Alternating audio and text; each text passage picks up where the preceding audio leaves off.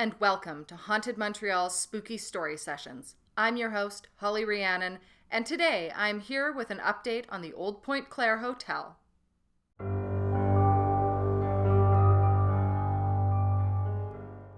Previously on Haunted Montreal. A rowdy and popular inn that had served as a stopover point for merchants crossing the river to trade, it was considered an embarrassment by church officials. Parish priest Father Laberge felt that having an alcohol-fueled hotel near the church was unacceptable. To resolve the problem, parish elders and the curé approached the owner, Dr. Roddick, and offered to buy it. In 1896, the Hotel Bergevin was sold and converted into a religious boys' school called Académie des Frères de Saint-Joseph. Shades of Villa Maria here. Burials continued in the new cemetery for decades until it was too full in 1946. The cemetery was decommissioned, and from 1948 to 1954, all visible remains were removed, including tombstones, crosses, fences, and pathways. Around 50 skeletons were dug up and moved to a new cemetery on St. John's Boulevard, leaving the graves of approximately 5,000 of Pointe Claire's ancestors unmarked. Today, there is nothing whatsoever to commemorate the presence of this historic burial ground.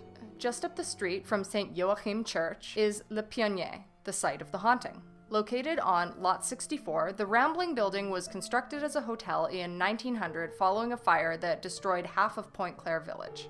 Previously, the site was used for innkeeping and housed another hotel, thought to have been built in the 1880s. The Pointe Claire Hotel changed hands many times over the years and was often renamed after the proprietor, such as Charlebois, Richner, or Chenier. The hotel business dried up in the 1960s, and the enterprise began to develop a worrisome reputation as more and more people drank alcohol there. The place had become rundown and shabby and began catering to a more and more shady clientele. In order to accommodate a serious drinking establishment, in the 1970s the hotel closed and the building was renovated. The first floor became a bar and a restaurant exclusively, while the second floor was converted into a mezzanine with a bar and pool tables. Only the third floor was left untouched. The legendary Pionnier opened its doors and was soon known as a criminal hangout frequented by motorcycle gangs.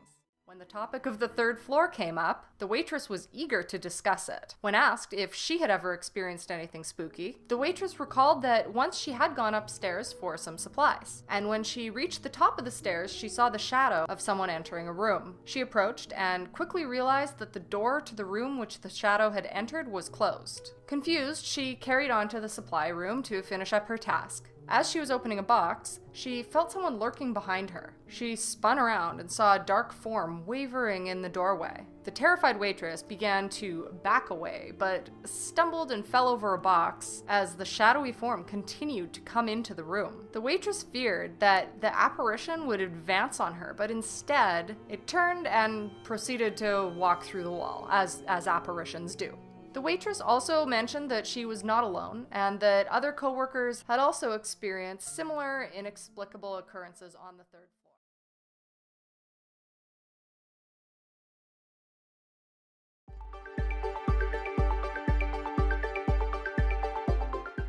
A piece of Pointe Claire's history, both architectural and paranormal, has vanished from the village landscape, replaced by luxurious condominiums.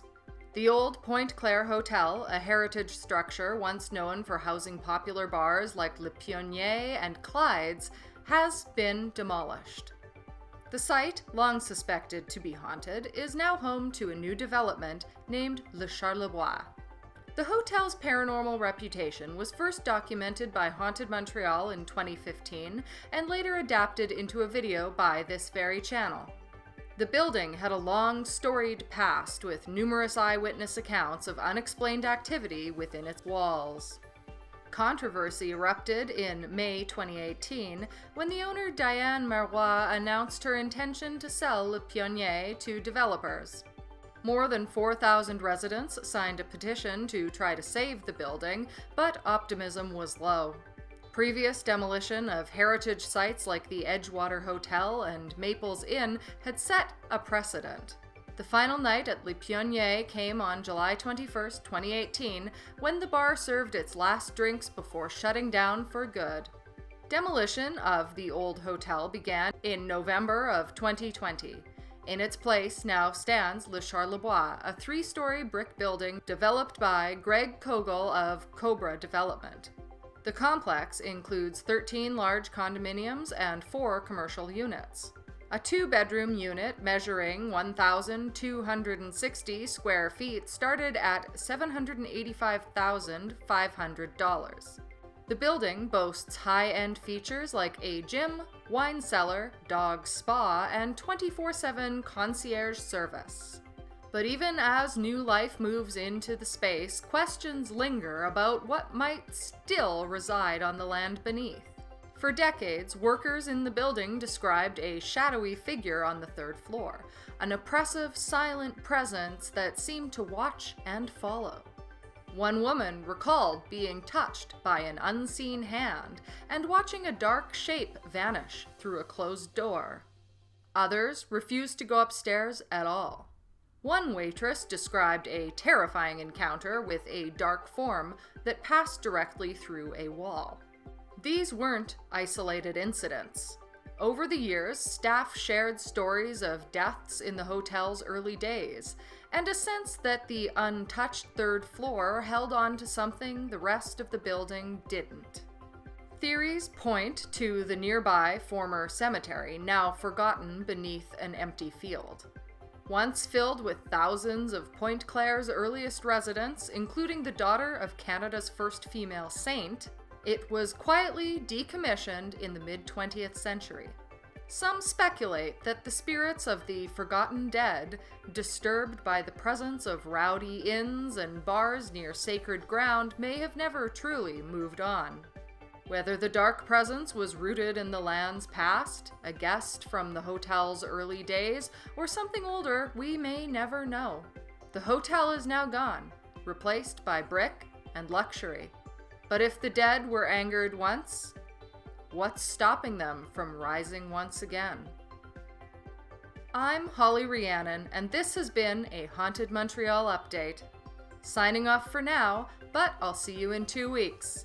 Until then, like, comment, subscribe, and as always, stay spooky.